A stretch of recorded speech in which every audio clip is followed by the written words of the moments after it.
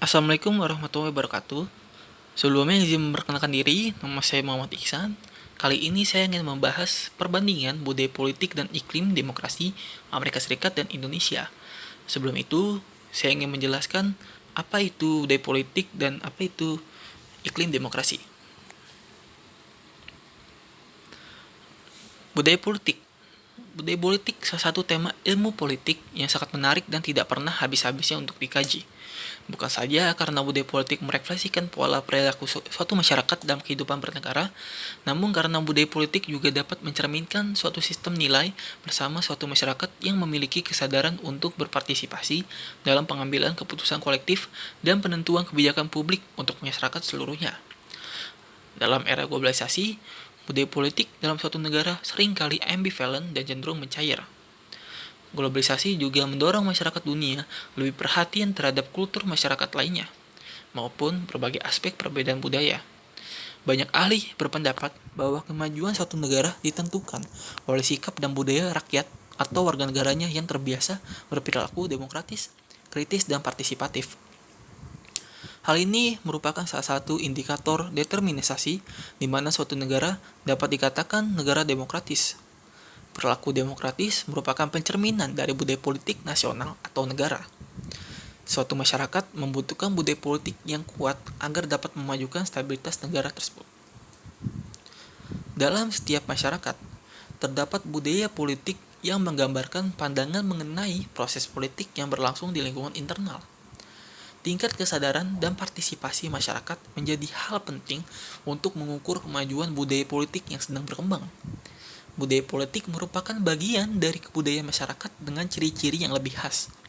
Istilah budaya politik mencakup masalah legitimasi, pengaturan kekuasaan, proses pembuatan kebijakan pemerintahan, kegiatan partai-partai politik, perilaku aparat negara, serta gejolak masyarakat terhadap kekuasaan yang memerintah. Dengan demikian, budaya politik langsung mempengaruhi kehidupan politik dan menentukan keputusan nasional yang menyangkut pola pengalokasian sumber-sumber masyarakat. Begitupun dengan iklim demokrasi yang menjadi janji bagi kehidupan yang lebih baik di mata masyarakat saat ini. Semakin jauh dari janjinya sehingga menjadi hanya sekedar isapan jempol dalam menciptakan pemimpin-pemimpin dan wakil rakyat yang sangat kuat. Intonasi suara sehingga memekakan telinga masyarakat sehingga menimbulkan animo masyarakat untuk dapat bangkit, tetapi pada realitasnya sangat miskin dalam realisasi tindakan dan implementasinya. Perihal budaya politik Amerika Serikat dan Indonesia, ada sedikit perbedaan yang cukup signifikan, yaitu di mana negara Amerika Serikat masyarakatnya cenderung menganut budaya politik partisipan. Budaya politik partisipan adalah budaya politik yang lebih tinggi tingkatannya ketimbang subjek. Di Amerika Serikat, individu mengerti bahwa mereka adalah warga negara yang punya sejumlah hak maupun kewajiban. Hak misalnya untuk menyatakan pendapat, memperoleh pekerjaan, penghasilan, pendidikan, dan di sisi lain kewajiban untuk misalnya membayar pajak. Dalam budaya politik partisipan, sering dan merasa bebas mendiskusikan masalah politik. Mereka merasa bahwa hingga tingkatan tertentu dapat mempengaruhi jalannya perpolitikan suatu negara. Mereka pun merasa bebas dan mampu mendirikan organisasi politik baik untuk memprotes ataupun mendukung pemerintah.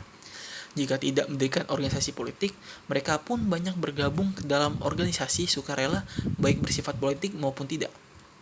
Saat mengikuti pemilu, mereka cukup berbangga hati. Budaya politik di Amerika Serikat, masyarakatnya memiliki kecenderungan menganut budaya politik partisipan. Budaya politik partisipan adalah budaya politik yang lebih tinggi tingkatannya ketimbang budaya politik subjek. Di Amerika Serikat, setiap individu mengerti bahwa mereka adalah warga negara yang mempunyai jumlah hak dan kewajiban. Di samping itu, individu-individu tersebut dapat mempengaruhi jalannya perpolitikan negara. Dalam konteks budaya politik di Amerika Serikat, dapat dikatakan budaya politik demokratis di mana budaya politik telah menempatkan rakyat sebagai pemegang kedaulatan rakyat. Di samping itu, masyarakat Amerika Serikat diarahkan untuk berperan aktif dalam berproses politik yang berlangsung dan hal ini sebagai perwujudan budaya politik partisipan. Dari implementasi dan pencerminan budaya politik di Amerika Serikat, sejalan yang dikemukakan oleh Almond Verba di mana partisipasi politik warga negaranya menjadi indikator penting dalam mewujudkan budaya politik yang demokratis. Sedikit berbeda dengan budaya politik di Indonesia, di mana masyarakat Indonesia sangat heterogen. Heterogenitas bangsa Indonesia tidak dalam arti budaya saja, melainkan membawa pengaruh yang sangat besar terhadap budaya politik bangsanya. Bentuk budaya politik Indonesia merupakan sub-budaya atau budaya subnasional yang dibawa oleh pelaku-pelaku politik hingga terjadi interaksi, kerjasama, dan persaingan antar sub-budaya politik itu. Interaksi dan pertemuan-pertemuan antar sub-budaya itu melatar belakangi tingkah laku para aktor politik yang terlibat dalam pentas panggung politik nasional. Kebudayaan politik Indonesia pada dasarnya bersumber pada pola sikap dan tingkah laku politik yang majemuk. Indonesia sendiri mulai menganut sistem demokrasi ini sejak awal kemerdekaannya yang dicetuskan di dalam Pancasila dan Undang-Undang Dasar 1945. Demokrasi dianggap merupakan sistem yang cocok di Indonesia karena kemajemukan masyarakat di Indonesia. Oleh karena itu, demokrasi yang dilakukan dengan musyawarah mufakat berusaha untuk mencapai objektivitas dalam berbagai bidang yang secara khusus adalah politik. Kondisi objektif tersebut berperan untuk menciptakan iklim pemerintahan yang kondusif di Indonesia. Walaupun demikian, perilaku politik manusia di Indonesia masih memiliki corak-corak yang menjadikannya sulit untuk menerapkan demokrasi yang murni. Menurut Rusadi, budaya politik Indonesia hingga saat ini belum banyak mengalami perubahan, pergeseran, dan perpindahan yang berarti. Walaupun sistem politiknya sudah beberapa kali mengalami perubahan ditinjau dari pelembagaan formal, misalnya sistem politik demokrasi liberal ke sistem politik demokrasi terpimpin, dan ke sistem politik demokrasi Pancasila. Budaya politik yang berlaku dalam sistem perpolitikan Indonesia relatif konstan. Terdapat tipe-tipe budaya politik yang berkembang di Indonesia. Berikut adalah pembagian tipe-tipe politik yang lebih didasarkan pada gaya berpolitik yang berkembang di Indonesia, yaitu yang pertama, budaya politik tradisional. Budaya politik tradisional merupakan budaya politik yang memprioritaskan satu budaya dari etnis tertentu. Misalnya sebagai contoh, ketika Soeharto memimpin negeri kita selama lebih dari 3 dekade, masyarakat etnis Jawa cukup mendominasi pusat-pusat kekuasaan penting. Yang kedua, budaya politik Islam. Budaya politik Islam adalah budaya politik yang lebih mendasarkan idenya pada keyakinan dan nilai agama Islam. Biasanya kelompok santri mempelopori budaya politik ini. Yang ketiga, budaya politik modern. Budaya politik modern adalah budaya politik yang lebih bersifat netral tanpa mendasarkan pada budaya atau agama tertentu. Budaya politik ini dikembangkan pada masa pemerintahan Orde Baru yang bertujuan untuk stabilitas keamanan dan kemajuan. Indonesia menganut budaya politik yang bersifat parokial kaula di satu pihak dan budaya politik partisipan di pihak lain. Sikap ikatan primordialisme masih sangat mengakar dalam masyarakat Indonesia dan juga masih kuatnya paternalisme dalam budaya politik Indonesia. Gejala budaya politik yang berkembang dalam masyarakat Indonesia sebagai contoh dalam sejak reformasi tahun 1998. Kesadaran politik masyarakat Indonesia meningkat cukup tajam. Sebagai contohnya adalah demonstrasi mahasiswa, buruh, atau masyarakat sipil. Pada masa kepemimpinan Soeharto atau era Orde Baru, demonstrasi tidak diperbolehkan karena dianggap mengganggu stabilitas keamanan. Tapi untuk saat ini, demonstrasi tidak dilarang karena merupakan hak rakyat untuk menyampaikan aspirasinya kepada pemimpin. Ditambah lagi, di masa Orde Baru, kekuasaan patrimonialistik telah menyebabkan kekuasaan tak terkontrol, sehingga negara menjadi sangat kuat hingga peluang tumbuhnya civil society terhambat. Contoh budaya politik neo-patrimonialistik adalah pertama, proyek dipegang pejabat, kedua, promosi jabatan tidak melalui prosedur yang berlaku, ketiga, anak pejabat menjadi pengusaha besar, memanfaatkan kekuasaan orang tuanya dan mendapatkan perlakuan istimewa, dan keempat, anak pejabat memegang posisi strategis baik di pemerintahan maupun politik.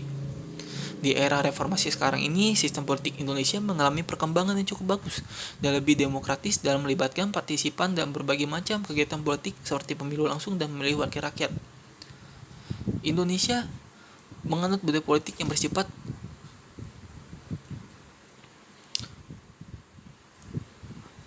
Budaya politik campuran artinya gabungan dari ketiga tipe budaya politik di atas.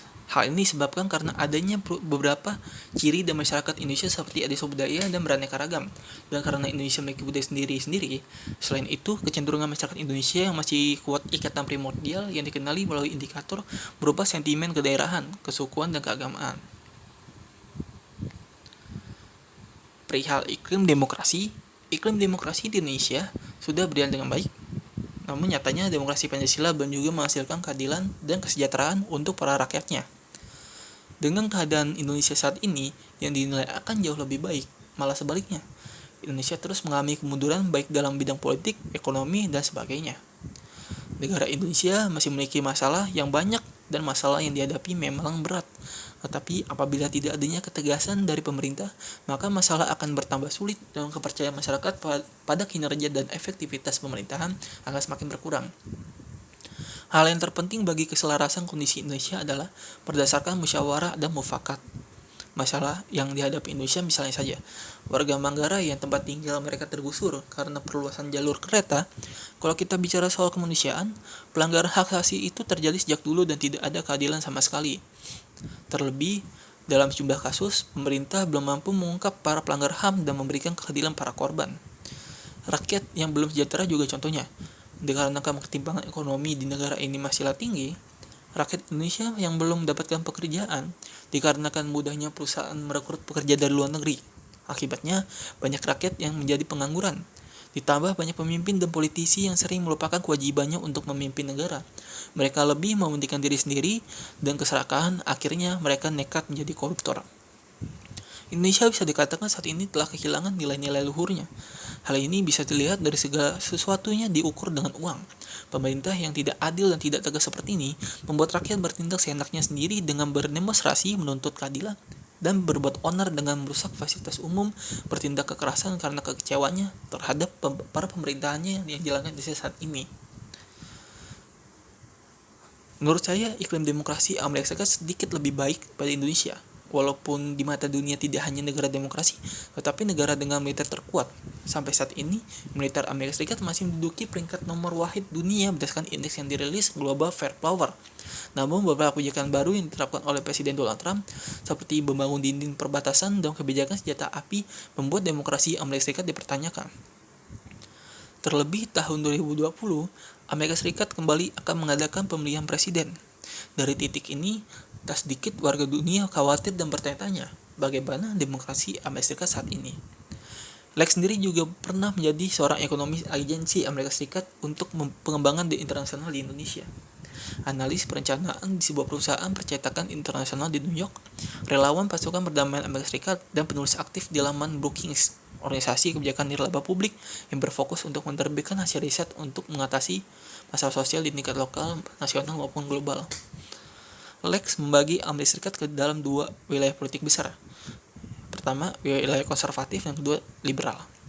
Amerika Serikat juga memiliki sejarah yang terbilang dinamis dan pernah mengalami perang saudara di tahun 1861 untuk mengakhiri masa perbudakan. Sebagian warga Amerika memutuskan untuk memisahkan diri. Kemudian dilanjut dengan terjadi tahun 2016 pemilihan presiden. Kemenangan Trump yang cukup kontroversial membuat jumlah negara tidak nyaman tinggal di Amerika, khususnya imigran. Pasalnya, selain kecenderungan sikapnya yang terbilang rasis bagi bagian ras dan agama, Trump juga memiliki kebiasaan yang memberikan opini yang merasakan di mata masyarakat. Tapi saya ingin berfokus pada kebijakan kontroversialnya seperti kebijakan kesehatan, pendidikan, dan senjata api.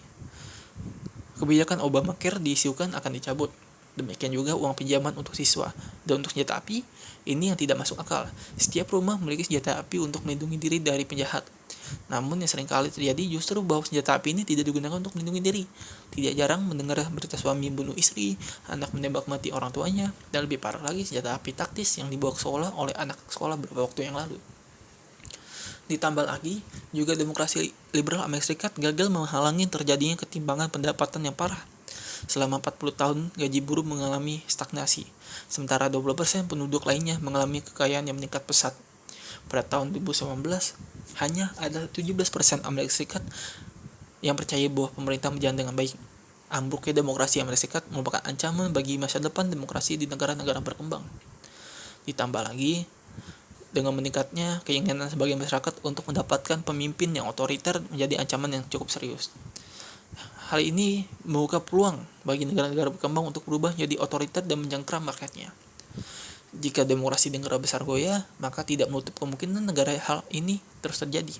Apakah sistem demokrasi di tanah air menjadi samar-samar. Kemudian banyak ideologi partai yang tidak jelas semakin mengacukan sistem tersebut. Kita sekarang sedang mengalami krisis demokrasi dan terancam untuk mundur ke zaman Orde Baru. Untuk itu, mengkritisi pemerintah adalah nilai dari demokrasi. Mengadopsi sistem itu juga berubah dan menunjukkan banyak negara otoriter. Mengingat bahwa proses demokrasi yang baik tidak dihasilkan secara instan dan mudah. Untuk itu, semua lapisan untuk bertanggung jawab untuk itu. Jangan sampai demokrasi Indonesia mengalami kemunduran dengan negara otoriter. Nah, kesimpulan bisa dapat diambil dari perbandingan budaya politik di negara maju seperti Amerika Serikat dan negara berkembang seperti Indonesia, ternyata memiliki budaya politik yang khas sebagai ciri dan identitas negara. Masing-masing negara berupaya bertransformasi menuju politik yang demokratis dengan menggunakan budaya politik yang sudah mengakar di dalam masyarakat, sehingga negara-negara tersebut mencapai apa yang dicita-citakan untuk kepentingan nasional. Begitupun juga perihal kehidupan demokrasinya yang sangat jelas sekali bahwa Amerika Serikat sendiri sangat bebas. Namun di Indonesia kebebasan berpendapat harus dilakukan dengan tanggung jawab sesuai norma yang berlaku. Jika Amerika Serikat sangat bebas tanpa batasan, lantas norma yang berlaku di Indonesia sangat banyak untuk menjadi batasan bebas berpendapat. Jika begini, maka kebebasan berpendapat Indonesia masih dipertanyakan. Karena pada saat warga negara mengeluarkan pendapat, mereka akan khawatir bahwa pendapatnya dicap nista dan karena pendapatnya sendiri ia jatuhkan dengan hukum dan norma yang ada. Cukup sekian presentasi yang bisa saya sampaikan. Mohon maaf bila ada salah kata. Lagi terima kasih.